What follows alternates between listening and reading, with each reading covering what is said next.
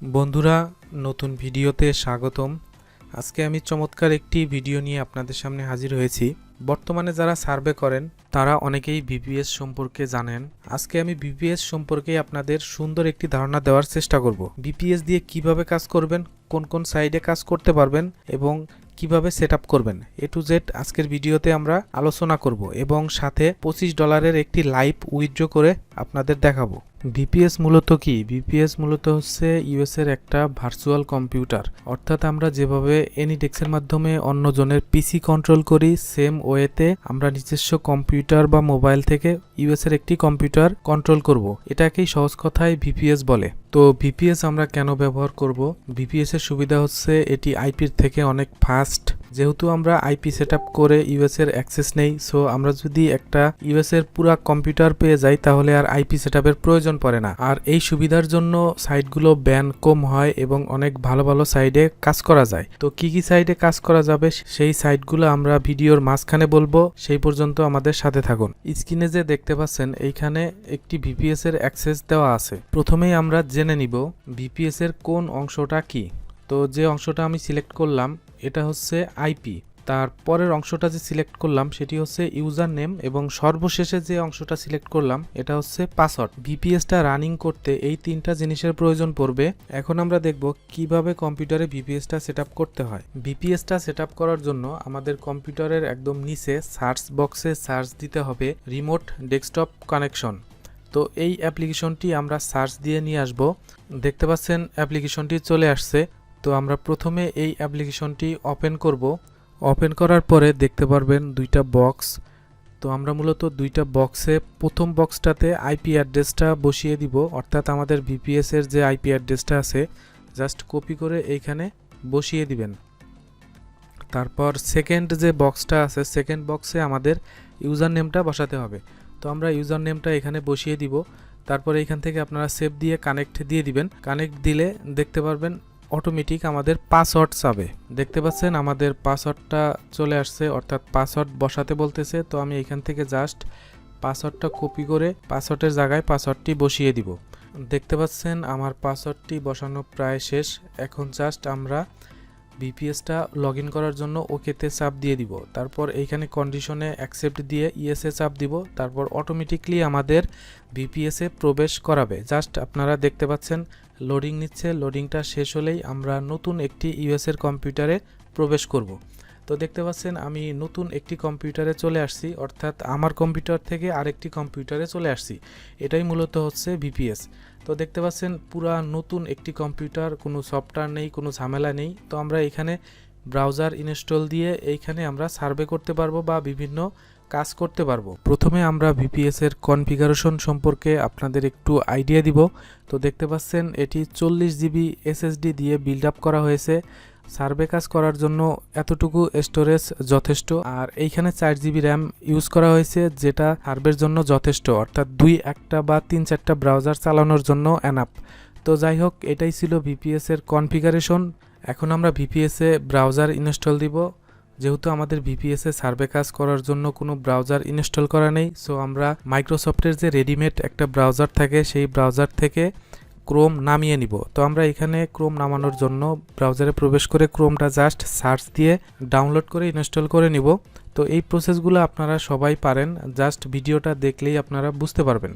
তো যারা নতুন ভিপিএস নেবেন তারা এইভাবে আপনাদের ভিপিএসটা লগ ইন দিয়ে আপনাদের ভিপিএসে সার্ভে করার জন্য নতুন একটি ব্রাউজার ইনস্টল করে নিতে পারবেন। তো এই ফাঁকে আপনাদের কিছু ভিপিএস সম্পর্কে আইডিয়া দেই। আপনারা যে ভিপিএসটা নেন না কেন অবশ্যই রেসিডেন্সিয়াল ভিপিএস নেবেন এবং ভালো সিরিজের একটি ভিপিএস নেওয়ার চেষ্টা করবেন এবং আপনাদের প্রোভাইডারকে বলবেন ভিপিএসটা যেন ডেডিকেটেড হয় এবং রেসিডেন্সিয়াল হয়। আরেকটি বিষয়, ভিপিএস সাধারণত দুইটা কোয়ালিটির হয়ে থাকে।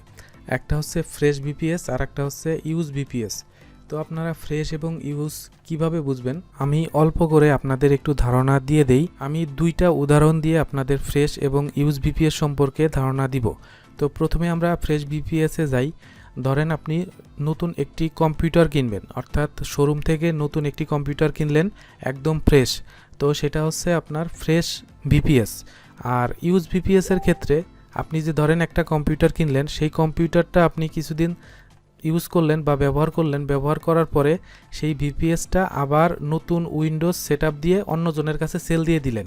তো এটাই হচ্ছে মূলত ইউজড ভিপিএস। আর ফ্রেশ এবং ইউজ ভিপিএস এর মধ্যে অনেকটা দামের তফাৎ থাকে, অর্থাৎ ইউজ ভিপিএসটা একটু কম দামে পাওয়া যায়, কিন্তু ফ্রেশ ভিপিএসটার দাম অনেকটাই বেশি। এখন কথা হচ্ছে ফ্রেশ এবং ইউজ ভিপিএস এর কি সমান কাজ হবে?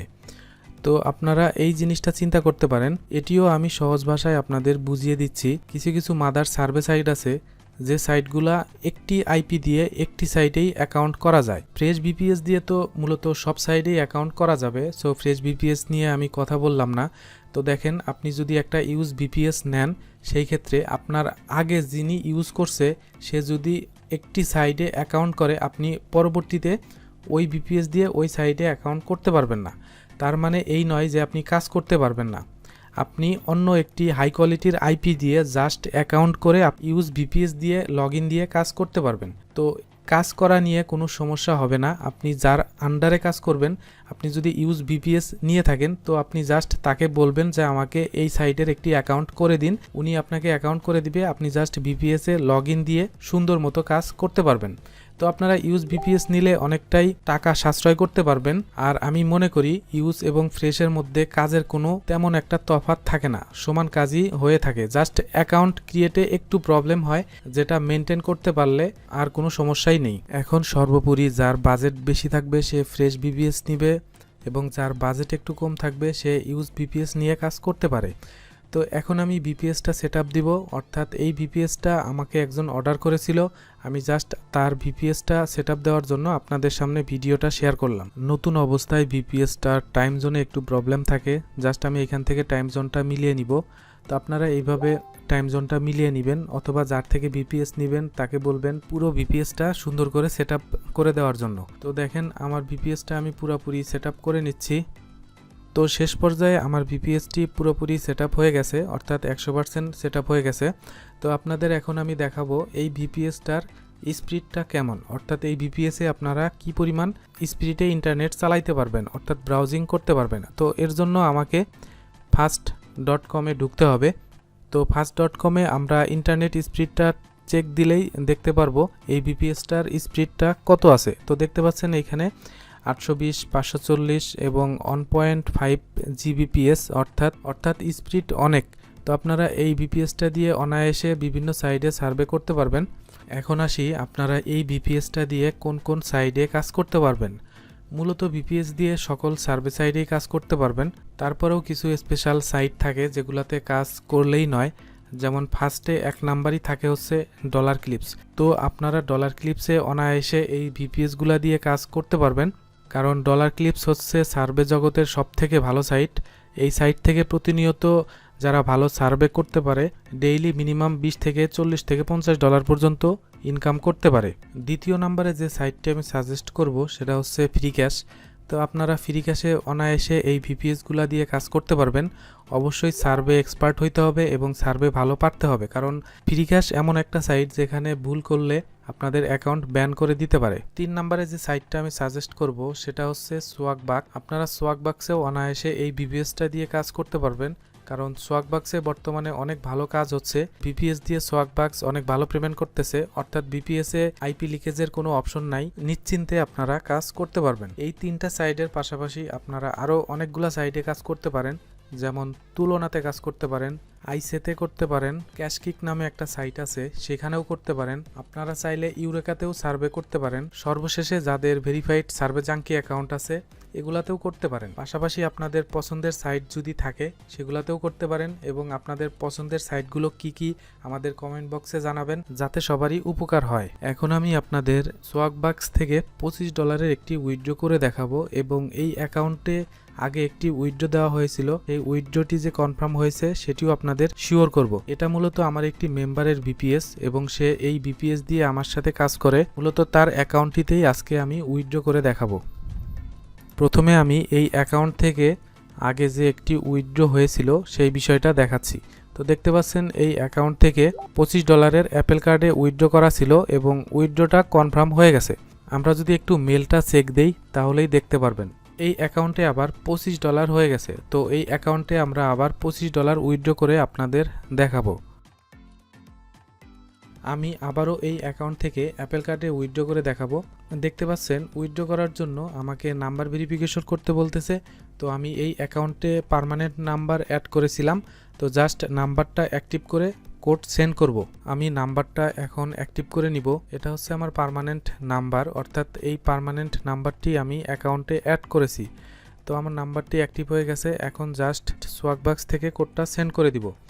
তো দেখতে পাচ্ছেন কোডটা সেন্ড হয়ে গেছে। আমার যে পার্মানেন্ট নাম্বার অ্যাড করা ছিল সেইখানে গেলেই আমি দেখতে পারবো কোডটা চলে আসছে। তো আমি এইখান থেকে জাস্ট কোডটা কপি করে ওইখানে পেস্ট করে দিব। তো দেখেন আমি কোডটা এখানে বসিয়ে দিচ্ছি। কোডটা বসানো শেষে জাস্ট ভেরিফাইতে চাপ দিয়ে দিব। ভেরিফাইতে চাপ দিলেই দেখতে পারবেন কনগ্রাচুলেশন লেখা চলে আসছে। তো এইখান থেকে আমাকে কনফার্মে চাপ দিতে হবে। কনফার্মে চাপ দিলে আমাদের যে সিকিউরিটিটা অ্যাড করা থাকে সেটা বসিয়ে দিলেই আমাদের উইথড্রটা কনফার্ম হয়ে যাবে। এটাও আশা করি 2 থেকে 3 দিনের মধ্যে আমাদের অ্যাকাউন্টে চলে আসবে, অর্থাৎ কোডটা দিয়ে দিবে তারা, অ্যাপেল কোডটা। তো এইভাবে আপনারা ভিপিএস দিয়ে বিভিন্ন সাইডে কাজ করতে পারবেন। আর যারা ভিপিএস নিতে চান আমার সাথে যোগাযোগ করলে আমি ভালো মানের ভিপিএস দিতে পারবো এবং সার্ভে রিলেটেড যে কোনো প্রকার হেল্প করতে পারবো, এবং ভিপিএস সেটআপ থেকে শুরু করে কোন কোন সাইডে কাজ করবেন সেই বিষয়টি আপনাদের বুঝিয়ে দিব। তো আপনারা আমার সাথে কাজ করতে চাইলে অবশ্যই আমার সাথে যোগাযোগ করবেন। ভিডিও ডিসক্রিপশন বক্স থেকে আমাদের ফেসবুক গ্রুপ এবং আমার ফেসবুক আইডিতে মেসেজ দিবেন এবং আমার সাথে কন্ট্যাক্ট করবেন। ধন্যবাদ।